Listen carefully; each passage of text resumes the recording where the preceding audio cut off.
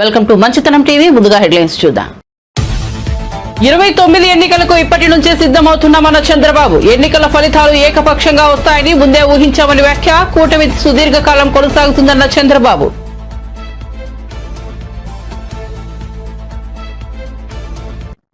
చంద్రబాబు సోదరుడు రామ్మూర్తి నాయుడు కన్నుమూత. గచ్చిబౌలిలోని ఏఐజీ ఆసుపత్రిలో కన్నుమూసిన రామ్మూర్తి నాయుడు మధ్యాహ్నం 12 గంటల 45 నిమిషాలకు మృతి చెందాలని వైద్యుల ప్రకటన. రామ్మూర్తి నాయుడు వయసు 72 సంవత్సరాలు. దేవుళ్లనే మోసం చేసిన మొదటి వ్యక్తి రేవంత్ రెడ్డిని అన్న కేటీఆర్ సెటైర్లు. రుణమాఫీ విషయంలో దేవుళ్లను కూడా వదలకుండా ఏ దేవుని దగ్గరకు పోతే అక్కడ ఓట్లు వేశాడని ఎద్దేవా.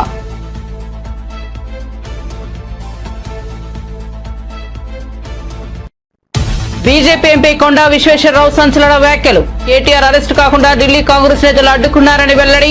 ఢిల్లీలో ఆయనకు బీజేపీ నేతలు appointment ఇవ్వలేదన్న MP.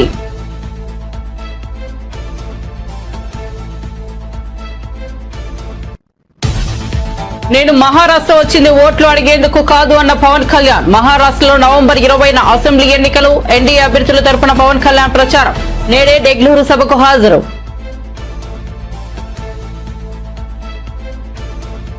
Revanth Reddy సవాల్పై BJP Musi నిద్ర. అంబర్పేటలో కిషన్ రెడ్డి బస. సాయంత్రం 4 గంటల నుంచి రేపు ఉదయం 9 గంటల వరకు బస. 20 మంది బీజేపీ నేతలు వివిధ ప్రాంతాల్లో బస. అక్కడే రాత్రి భోజనం, నిద్ర, మరుసటి రోజు అల్పాహారం. ఇక వార్త వివరాల్లోకి వెళ్తే ఏపీ ముఖ్యమంత్రి చంద్రబాబు సోదరుడు నారా రామ్మూర్తి నాయుడు కన్నుమూశారు. హైదరాబాద్ గచ్చిబౌలిలోని ఏజీ ఆసుపత్రిలో చికిత్స పొందుతూ ఆయన తుది శ్వాస విడిచారు. చికిత్స పొందుతున్న ఆయన ఈ ఉదయం గుండెపోటుకు గురయ్యారు. మధ్యాహ్నం 12 గంటల 45 నిమిషాలకు ఆయన కన్నుమూశారని ఆసుపత్రి వైద్యులు ప్రకటించారు. ఈ నెల 14 ఆయన గుండె సంబంధిత సమస్యలతో ఆసుపత్రిలో చేరారు. రామ్మూర్తి నాయుడు వయసు 72 సంవత్సరాలు. ఇప్పటికే నారా లోకేష్, పురంధేశ్వరితో పాటు నారా నందమూరి కుటుంబ సభ్యులు ఆసుపత్రికి చేరుకున్నారు. ఢిల్లీ పర్యటనలో ఉన్న చంద్రబాబు కాసేపట్లో హైదరాబాద్ కు చేరుకున్నారు. రామ్మూర్తి నాయుడు అంత్యక్రియలు ఆయన స్వగ్రామం నారావారిపల్లిలో నిర్వహించనున్నట్లు కుటుంబ సభ్యులు తెలిపారు. 1994లో టీడీపీ తరపున చంద్రగిరి ఎమ్మెల్యేగా రామ్మూర్తి నాయుడు గెలుపొందారు. 1994 నుంచి 1999 వరకు ఎమ్మెల్యేగా కొనసాగారు. ఆయనకు భార్య ఇందిరా, కుమారులు నారా రోహిత్, గిరీష్ ఉన్నారు. నారా రోహిత్ సినీ హీరో అనే విషయం తెలిసిందే. ప్రధాని మోదీ తమ నాయకుడని, ఆయన నాయకత్వంలో తామంతా ముందుకు సాగుతామని ఏపీ ముఖ్యమంత్రి చంద్రబాబు అన్నారు. ఢిల్లీలో జరుగుతున్న హిందుస్థాన్ టైమ్స్ లీడర్షిప్ సదస్సులో మాట్లాడుతూ ఆయన వ్యాఖ్యలు చేశారు. గత నెలలో హర్యానా సీఎం ప్రమాణ స్వీకారం జరిగిన తర్వాత ఎన్డీఏ కూటమి సీఎంలతో మోదీ భేటీ అయ్యారని, ఆ సమావేశం 4 గంటల సేపు కొనసాగిందని చంద్రబాబు తెలిపారు. 2029 ఎన్నికలకు ఏ విధంగా సమాయత్తం కావాలని ఆ సమావేశంలో మోదీ అందరి అభిప్రాయాలను తీసుకున్నారని చెప్పారు. ఏపీలో 2029 ఎన్నికల కోసం తాము ఇప్పటి నుంచే సమాయత్తమవుతున్నామని తెలిపారు. Tell you only 1 minute I will take. My priorities as on today, it is elite group and historical occasion. Yes. Zero poverty. We are all now P3, public-private partnership. We are able to create wealth. Now it is our responsibility. Zero poverty we have to achieve. Then only India will be a great country. This is where I am proposing top 10% as to adopt bottom 10% or 15%, mentor them, nurture them, and hold them. You cannot bring along with us, at least you have to eradicate poverty and reduce the inequalities. Second policy, employment, employment, employment. You have to create employment in a big way. Then everybody is having job. There won't be any nuisance value in the society. Third one, human resource development and skill upgradation. From now onwards, you have to think after 20 years, what is the human resources will require? What are the skills they have to acquire? Plan now itself. From first class onwards. Water scarcity, security, industry, drinking water, agriculture, you have to give water, link rivers. This is my earlier opinion also. Vajpayee ji has constituted task force at that time. Now we have to complete that. Thank you, sir. Focus on agriculture. This is one sector we have to do it. Logistics cost is very high. We have to reduce logistics cost. Then cost optimization, energy and fuel, including green energy, green hydrogen, we have to move in that direction. Product perfection. Our brands are not up to the mark. We have to work in that direction. Then only India will have a bright future. Swachh Bharat. Focus on that. Every citizen should have awareness. Finally, deep technology in all walks of life. Then India will be great. Andhra Pradesh wanted to work with these 10 principles to make Andhra Pradesh number 1 globally. రుణమాఫీ విషయంలో దేవుళ్లను కూడా వదలకుండా ఏ దేవుని దగ్గరకు పోతే అక్కడ ఓట్లు వేశాడు రేవంత్ రెడ్డి. దేవుళ్లను మోసం చేసిన మొదటి వ్యక్తి ఈ రేవంత్ రెడ్డినే అని బీఆర్ఎస్ వర్కింగ్ ప్రెసిడెంట్ కేటీఆర్ సెటైర్లు వేశారు. రాజేంద్రనగర్ నియోజకవర్గంలోని పలువురు కాంగ్రెస్ నేతలు బీఆర్ఎస్ పార్టీలో చేరిన సందర్భంగా కేటీఆర్ మాట్లాడారు. సీఎం రేవంత్ రెడ్డికి కొన్ని సాంకేతికపరమైన సమస్యలు ఉన్నాయి. ఎత్తైన కుర్చీలు వేసుకుని కూర్చుంటున్నారు, లేదంటే 2 కుర్చీలు వేసుకుని కూర్చుంటున్నారు. ఎత్తైన కుర్చీలో కూర్చుంటే పెద్దోడు అయిపోవు రేవంత్ రెడ్డి ప్రజల గుండెల్లో స్థానం సంపాదించుకోవాలని రేవంత్ రెడ్డికి కేటీఆర్ చురకలంటించారు. ముఖ్యమంత్రి గారు ఒక పుస్తకం రిలీజ్ చేసినాడు ప్రభుత్వం తరపున, తెలంగాణ గ్రోత్ స్టోరీ అని. అందులో ఏం రాస్తుంది? 1,50,000 కోట్లతో మూసి అభివృద్ధి చేస్తామని రాస్తుంది. మేము అడుగుతా ఉన్నాం, మొన్నటి నుంచి నిలదీస్తా ఉన్నాం, దేనికోసం 1,50,000 కోట్లు? ఎవడి కోసం? 1,100 కోట్లతో తెచ్చేస్తే మూసి పునరుజ్జీవం అయిపోద్ది కదా అంటే వాళ్ళు చెప్పే కారణాలు ఎంత వింతగా ఉన్నాయో ఒక్క నిమిషం మీకు చెప్తాను. వాళ్ళు ఏమంటారు? మూసి పక్కల 2 పక్కల బఫర్ జోన్ ఉన్నది, బఫర్ జోన్ లో ఉన్న వాళ్ళను ఎలగొడతాం, ఖాళీ చేస్తాం. నేను ఇవాళ ఇక్కడికి వచ్చిన మా ఆడబిడ్డలను అన్నదమ్ముల్ని ఒక్కటే మాట ఆలోచించమని కోరుతున్నా. మీరే రిజిస్ట్రేషన్లు చేస్తురి బఫర్ జోన్లో, మీరే పర్మిషన్లు ఇస్తురి, మీరే ట్యాక్స్ కట్టించుకుంటురి, మీరే ఇన్ని రోజులు ప్రాపర్టీ ట్యాక్స్ వసూలు చేస్తురి, మీరే రోడ్లు వేస్తురి, మీరే గవర్నమెంట్గా మోరీలు కడుతురి. ఇవాళ వచ్చి అక్కడ ఉన్న ఒక మల్లయ్య గారి ఇల్లేమో అల్లకెళ్ళి మురికి నీరు వస్తుంది, బఫర్ జోన్లో ఉన్నది, మూసి చెడిపోతుంది, కాబట్టి మల్లయ్య ఇల్లు కూలగొట్టాల. మరి నేను అడుగుతా ఉన్నా ముఖ్యమంత్రి, మల్లయ్య ఇల్లు కూలగొడతావు, మరి రేపు బఫర్ జోన్లో నువ్వే ఒక పెద్ద రియల్ ఎస్టేట్ కంపెనీ వాడికి ఇచ్చి వాడు మాల్ కడతాడు, మల్లయ్య ఇల్లు కూలగొట్టి మాల్ కడతాడు. మల్లయ్య ఇంట్లోకి వెళ్ళేమో మురికి నీరు వస్తుంది, మాల్లోకి వెళ్ళేమో సుగంధం వస్తుందా? మాల్లో కూడా అదే మురికి నీరు కదా వచ్చేది. ఇంకా మల్లయ్య ఇంట్లోకి వెళ్ళి వచ్చిన దానికంటే 1000 రెట్లు ఎక్కువ వస్తుంది. కానీ అది బాగట, ఇది బాగా కాదండి. నేను అందుకే అడుగుతా ఉన్నా, ముఖ్యమంత్రి సమాధానం చెప్పు. బఫర్లో మల్లయ్య ఇల్లు ఉండకూడదు ఎట్లా, మాల్ ఉంటది ఎట్లా? సమాధానం చెప్పు. ఎవడి కోసం 1,50,000 కోట్లు పెడతానంటున్నావు? దేనికోసం పెడతానంటున్నావు? మాకు అర్థమవుతున్నది. మూసీమే లూటో ఢిల్లీమే బాటో, మూసీలో లూటో ఢిల్లీమే బాటో. ఎందుకు? నీ బాసులు ఢిల్లీలో ఉన్నారు, వాళ్ళ కోపం వస్తే నీ తుమ్మితో ఊడిపోయే ముక్కు నీది, ఎప్పుడు ఊసిపోతుందో తెలియదు. రాహుల్ గాంధీకి మూటలు పంపకపోతే ఆయన ఊకోడు, మళ్ళీ పైన ఇంకా ప్రియాంక గాంధీ గారు ఉన్నారు, ఇంకా చాలా మంది పెద్దలు ఉన్నారు, వాళ్ళకు మూటలు పంపాల్సిందే. ఇవాళ కేంద్ర సహాయ మంత్రి ఉన్నాడు ఒక ఆయన, బండి సంజయ్ కుమార్ గారు. ఆయన కేంద్ర సహాయ మంత్రి కాదు, రేవంత్ రెడ్డి సహాయ మంత్రి. రేవంత్ రెడ్డికి ఎప్పుడు కష్టం వచ్చినా ముందు ఆయన మీద రెప్ప వాలకుండా, కష్టం వచ్చినా వెంటనే రక్షణ కవచం లాగా సహాయ మంత్రి కాపాడుకుంటా ఉన్నాడు. మేము రేవంత్ రెడ్డిని తిరిగితే, రేవంత్ రెడ్డి మీద విమర్శ చేస్తే బీజేపీలకు రోషం వస్తున్నది. రఘునందన్ రావు, విశ్వేశ్వర్ రెడ్డి మీ ఎంపీ పుణ్యాత్ముడు, తర్వాత ఈయన ఇంకొక ఆయన పేరేది ఉండే, కాదు అరవింద్, ఈ నలుగురు ఇవాళ రేవంత్ రెడ్డికి రక్షణ కవచం. నలుగురు బీజేపీ ఎంపీలు. మీరు ఆలోచించండి, వాళ్ళు రేవంత్ రెడ్డి పార్టీలు ఉన్నారా లేక బీజేపీలో ఉన్నారా? అప్పుడప్పుడు సరే మనకు కూడా కన్ఫ్యూజన్ ఉందనుకోండి, రేవంత్ రెడ్డి గారు కాంగ్రెస్లో ఉన్నాడా బీజేపీలో ఉన్నాడా అని మనకు కూడా కన్ఫ్యూజన్ ఉంది. ఎందుకంటే మీరు చూడండి జాగ్రత్తగా, పైన రాహుల్ గాంధీ పాపం ఆయన అమాయకుడు, ఆయనకేం తెలియదు, ఏం రాసిస్తే చదువుతాడు ఆయన పాపం. ఆయన లీడర్ కాదు, రీడర్. ఎక్కడ పోయి ఏ పేపర్ మీద ఏది రాస్తే తెల్ల పేపర్ పట్టుకుని పడపడపడ చదివేసి వెళ్ళిపోతాడు. ఆయన పోతాడు. నిన్న మాట్లాడుతున్నాడు మహారాష్ట్రలో రాహుల్ గాంధీ.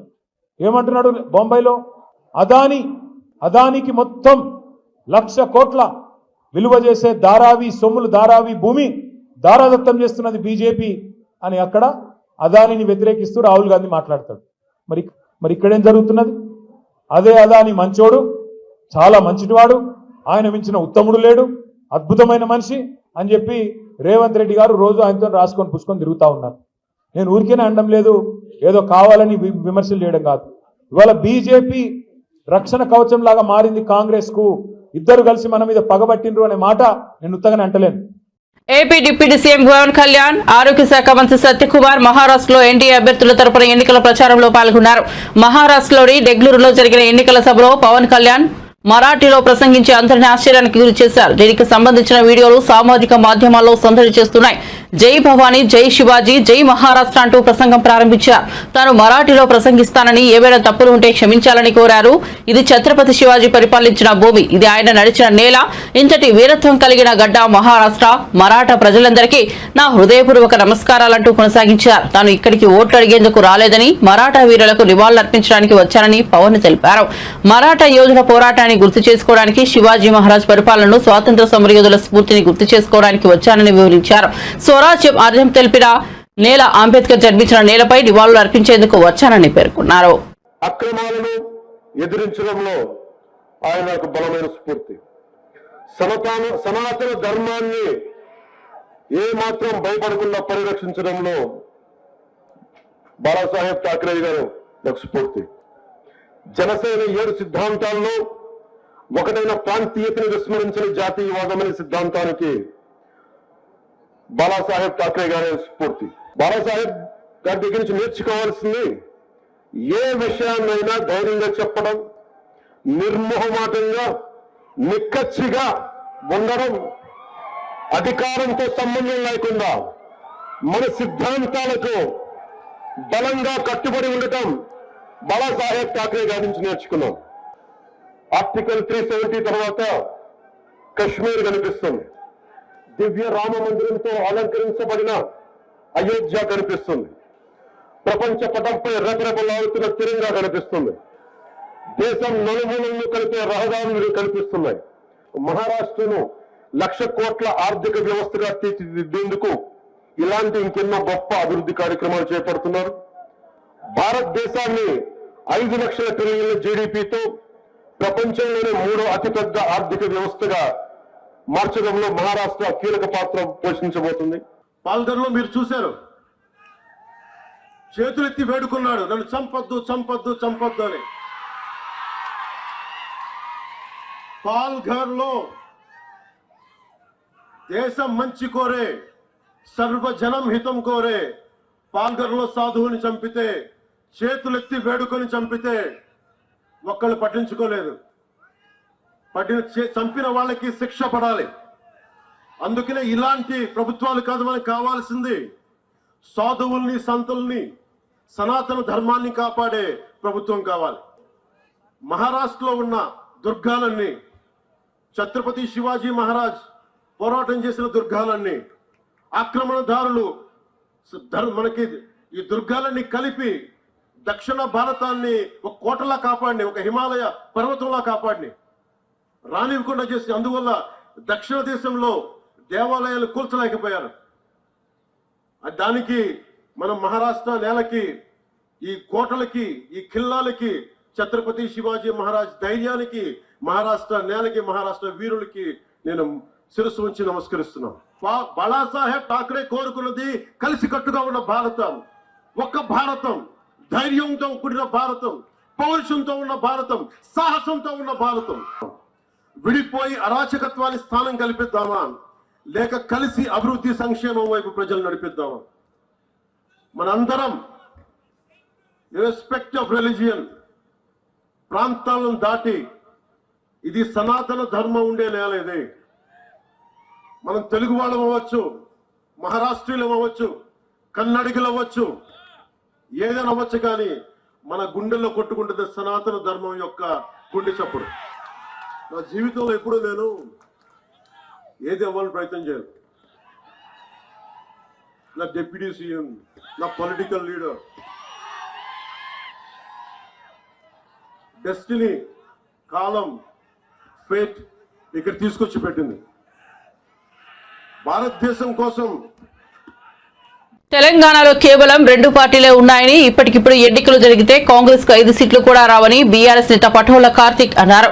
తెలంగాణ భవన్ లో జరిగిన మీడియా సమావేశంలో మాట్లాడిన ఆయన పలు సంచలన వ్యాఖ్యలు చేశారు. ఆయన మాట్లాడుతూ బీఆర్ఎస్ కార్యకర్తలు కేసీఆర్ తయారు చేసిన సైనికులని, కేటీఆర్ ను అరెస్టు చేస్తే మనం నీరసపడిపోతామని అంచనా వేస్తున్నారని, కానీ రామన్నను అరెస్ట్ చేస్తే ఎట్లయితది అనే విషయం ప్రభుత్వంలో ఉన్న పెద్దలు తెలుసుకోవాలన్నారు.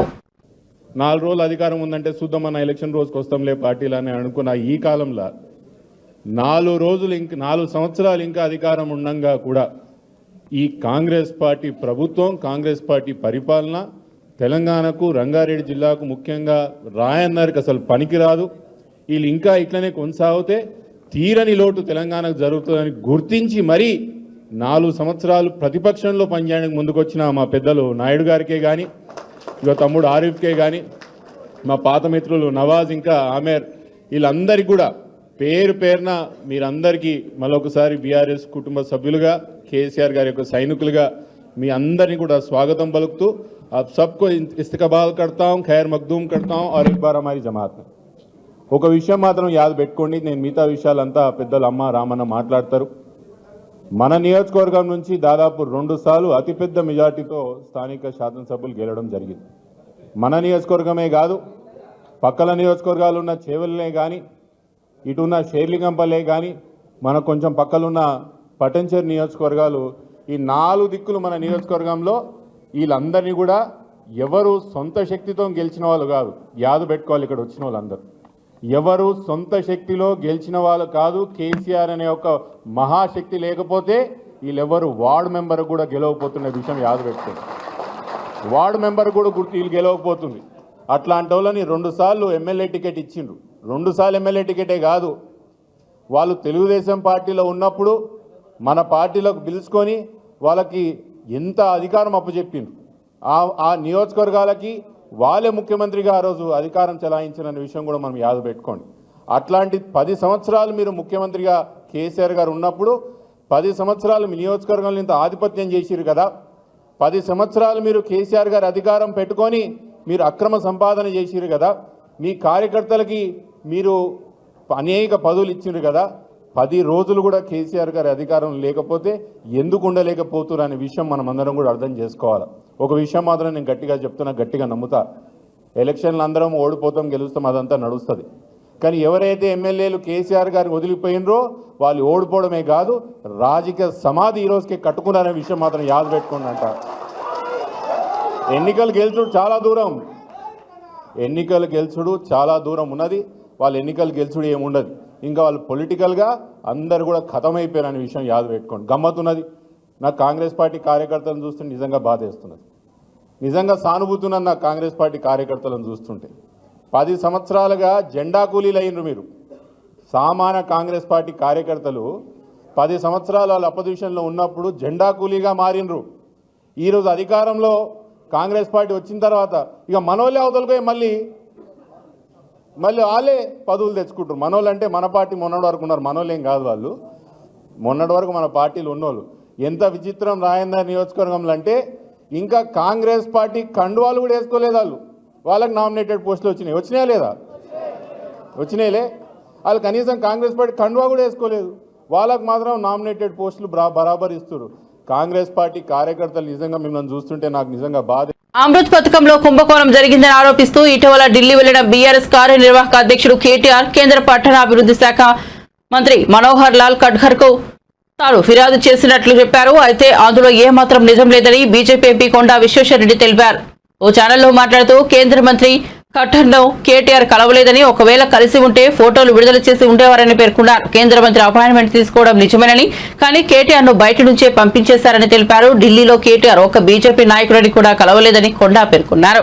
ఎవరూ అపాయింట్మెంట్ ఇవ్వలేదని కూడా తెలిపారు. ఖట్టర్ ఆఫీస్ లో పీఏతో మాట్లాడిన తర్వాతే ఈ విషయాలు చెబుతున్నానని చెప్పారు. ఢిల్లీలో కేటీఆర్ కలిసింది కాంగ్రెస్ నాయకులేనని తెలిపారు.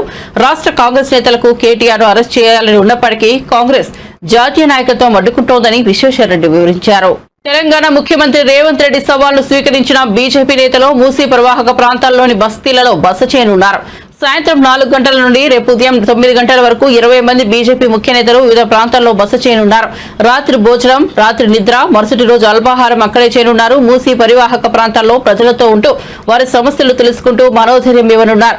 అంబర్పేటలోని తులసి రామ్ నగర్ లో కిషన్ రెడ్డి, ఓల్డ్ మలక్పేటలోని శాలివాహన నగర్ లో కె లక్ష్మణ్, ఎల్బీ నగర్ లోని గణేష్ నగర్ లో ఈటెల రాజేందర్ నగర్ లోని హైదర్ షా కోటలో కొండా విశ్వేశ్వరరెడ్డి, అఫ్జల్ గంజ్ లోని రెసిడెన్షియల్ హౌసింగ్ బస్తీలో బీబీ పాటిల్ బస చేయనున్నారు. వారితో పాటు ఆయా ప్రాంతాల స్థానిక నేతలు కూడా బస చేస్తారు. PCC chief Mahesh Kumar Goud, BRS party మీద సంచలన వ్యాఖ్యలు చేశారు. బీఆర్ఎస్ చాప్టర్ క్లోజ్ అయిందని కీలక వ్యాఖ్యలు చేశారు. ఈ నెల 19న వరంగల్ నిర్వహించే విజయోత్సవ సభ ఏర్పాట్లపై సమీక్షా సమావేశం జరిపారు. ఈ సందర్భంగా ఆయన మాట్లాడుతూ ఆ పార్టీ అగ్రనేత కేసీఆర్ ఇన్ని నెలలు గెలిచినా ఫామ్ హౌస్ దాటి బయటికి రావడం లేదన్నారు. బీఆర్ఎస్ కు భవిష్యత్తు లేదు గనకే ఆయన బయటికి రావడం లేదని ఎద్దేవా చేశారు. మరో నాయకురాలు కవిత లిక్కర్ స్కామ్ లో అడ్డంగా దొరికిపోయి జైలుకు వెళ్లి వచ్చింది. ఇక ఆ party working president KTR formula car race scam లో త్వరలో జైలుకు వెళ్తారని, ఇలా ఆ పార్టీలో నేతలు ఎవరూ కనిపించకుండా పోతారని అన్నారు. ఇప్పటికే ఆ పార్టీ మీద ప్రజలు నమ్మకం కోల్పోయారని, ఇక ఆ నేతలు తట్టాబుట్టా సర్దుకోవడమే మిగిలిందని పేర్కొన్నారు.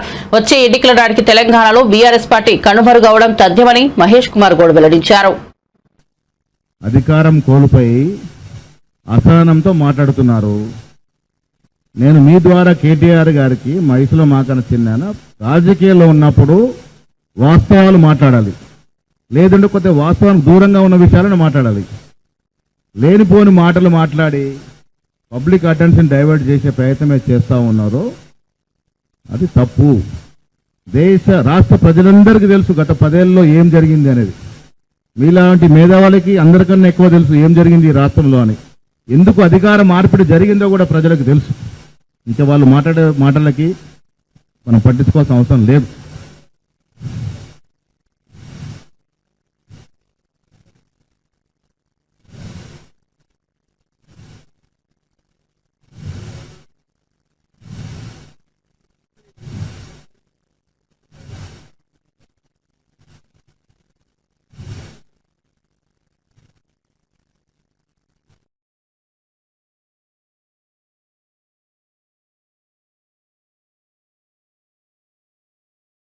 డెఫినెట్గా ఇప్పుడు మొదటి ప్రశ్న ధరణిలో ప్రతి బీదవాడు కలెక్టర్ల చుట్టూ ఎమ్మెల్యేల చుట్టూ తిరిగి చెప్పులరిగే పరిస్థితి. ఇలా దాదాపు ఎన్ని అంశాలు చేర్చాం ప్రభాకర్? మనం 16-17 కొత్త అంశాలు చేర్చి వెసులుబాటు కలగజేసినాం. ఇవాళ దాన్ని సరళీకృతం చేసినాం. ధరణిలో స్వయంగా నా ఊర్లో నా భూములే మాయమైనటువంటి పరిస్థితి రాహత్ నగర్ నాగరంలో.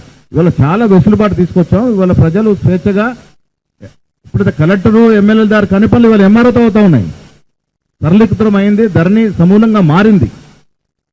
అది మొదటిది. రెండవది మీరు అడిగింది, ఈ రాష్ట్రంలో మేము అధికారంలో వచ్చినాడికి 800 లక్షల కోట్ల అప్పు. ఆర్థిక వెసులుబాటు అసలు లేని సమయంలో కూడా మేము ఇచ్చినటువంటి గ్యారంటీలు దాదాపుగా పూర్తి చేస్తా ఉన్నాము. ఇంకా కొంత వెసులుబాటు రాగానే మిగతా కూడా పూర్తి చేసే ప్రయత్నం చేస్తాము. సోషల్ మీడియాలో అసలు రాజకీయాల్లో ఉన్న వారందరం కూడా కొంత నైతిక విలువలు పాటించాలి. ఇవాళ టీఆర్ఎస్ పార్టీ ఎంత అనైతికంగా సోషల్ మీడియాను వాడుతుందంటే, వీడియో ఒకటి ఉంటుంది ఎప్పటిదో, దానికి ఫోటో జత చేస్తూ ఉన్నారు, ఆడియోను ఎడిటింగ్ చేస్తూ ఉన్నారు, ఫోటోలు మార్పింగ్ చేస్తూ ఉన్నారు. ఇంత దిగజారుతనం అవసరమా? ఏం లబ్ధి చేకూరుస్తుంది దీంట్లో? ఇప్పుడు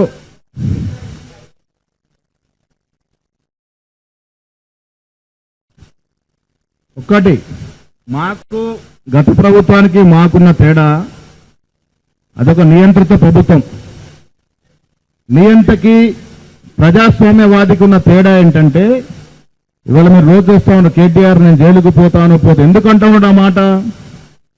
మేమేమో కష్టపడి ఇన్వెస్టిగేషన్ చేసి తేల్చాము ఇలా దాంట్లో తప్పుందని. బట్ ఆయనకి తప్పు చేసినాడు కాబట్టి ముందే తెలుసు ఆయనకి దాన్ని తప్పు చేసినా అని. అందుకే జైలుకు పోవడానికి సిద్ధమైనాడు. ప్రభుత్వం ఏదైతే ప్రజలు ఆకాంక్షించి మాకు అధికారం ఇచ్చారో 10 ఏళ్లలో జరిగిన అవినీతి మీద విచారణ జరుగుతూ ఉన్నాయి. ప్రజాస్వామ్యంలో ప్రతిదీ కూడా ప్రొసీజర్ ప్రకారం జరుగుతుంది. నియంతృత్వంలాగా ఫలాన్ని అరెస్ట్ చేసి ఫలాన్ని జైలు పెట్టే పరిస్థితి ఉండదు. ప్రజాస్వామ్య పద్ధతి నడుస్తున్న ప్రభుత్వం కాబట్టి. మాజీ సీఎం కేసీఆర్ పూర్తిగా చంద్రముఖిగా మారి 2 టాస్కులు పెట్టిండని టీపీసీసీ ప్రధాన కార్యదర్శి అద్దంకి దయాకర్ విమర్శించారు. ఈ మేరకు ఆయన శనివారం ఒక ప్రకటనలో తెలిపారు. మాజీ సీఎం కేసీఆర్ రాజకీయ కుట్రలు అన్ని కేటీఆర్ అమలు చేస్తున్నారని పేర్కొన్నారు. కేసీఆర్ ఫామ్ హౌస్ లో కూర్చొని చేస్తున్న రాజకీయ కుట్రలకు రూపంగా కేటీఆర్ మారుతున్నారని తీవ్ర విమర్శలు చేశారు.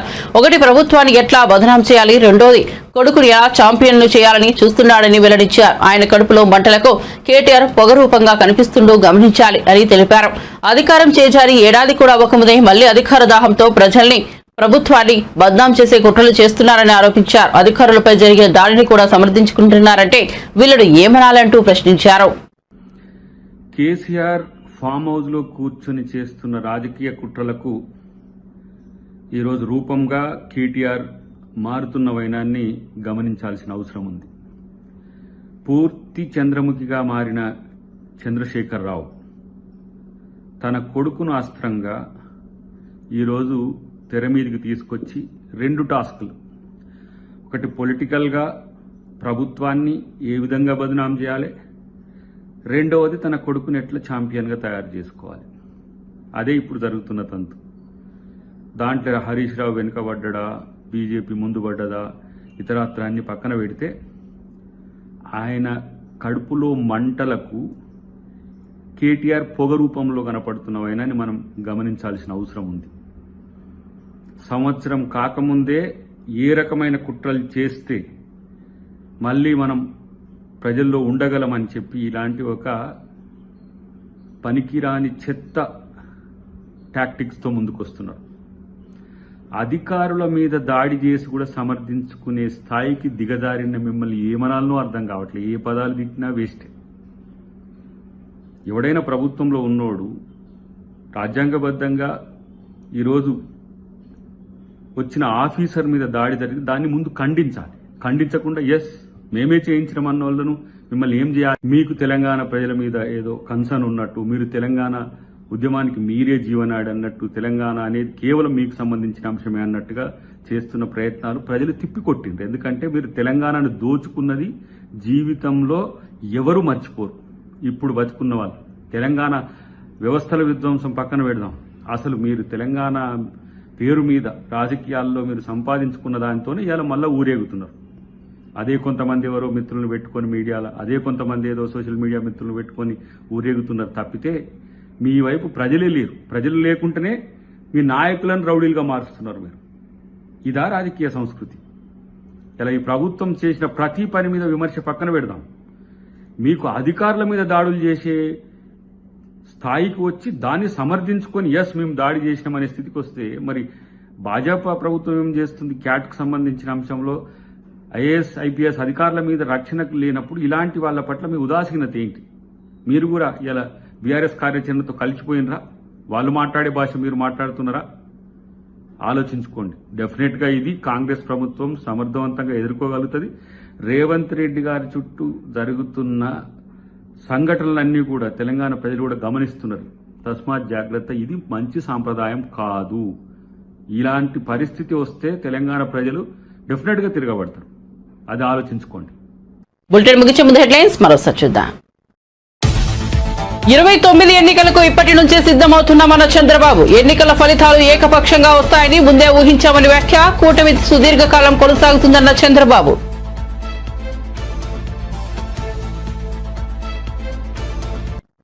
చంద్రబాబు సోదరుడు రామ్మూర్తి నాయుడు కన్నుమూత. గచ్చిబౌలిలోని ఏఐజీ ఆసుపత్రిలో కన్నుమూసిన రామ్మూర్తి నాయుడు మధ్యాహ్నం 12:45 మృతి చెందాలని వైద్యుల ప్రకటన. రామ్మూర్తి నాయుడు వయసు 72 సంవత్సరాలు. దేవుళ్లనే మోసం చేసిన మొదటి వ్యక్తి రేవంత్ రెడ్డిని అన్న కేటీఆర్ సెటైర్లు. రుణమాఫీ విషయంలో దేవుళ్లను కూడా వదలకుండా ఏ దేవుడి దగ్గరకు పోతే అక్కడ ఓట్లు వేశాడని ఎద్దేవా.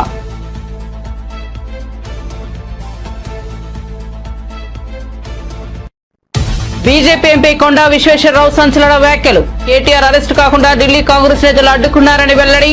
ఢిల్లీలో ఆయనకు బీజేపీ నేతలు appointment ఇవ్వలేదన్న MP.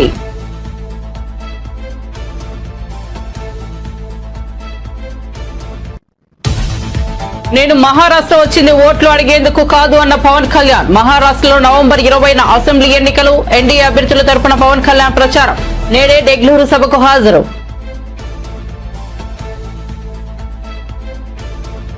Revanth Reddy సవాల్పై BJP Musi నిద్ర. అంబర్పేటలో కిషన్ రెడ్డి బస. సాయంత్రం 4 గంటల నుంచి రేపు ఉదయం 9 గంటల వరకు బస. 20 మంది బీజేపీ నేతలు వివిధ ప్రాంతాల్లో బస. అక్కడే రాత్రి భోజనం, నిద్ర, మరుసటి రోజు అల్పాహారం. మరిన్ని అప్డేట్స్ కోసం చూస్తూనే ఉండండి మంచితనం టీవీ.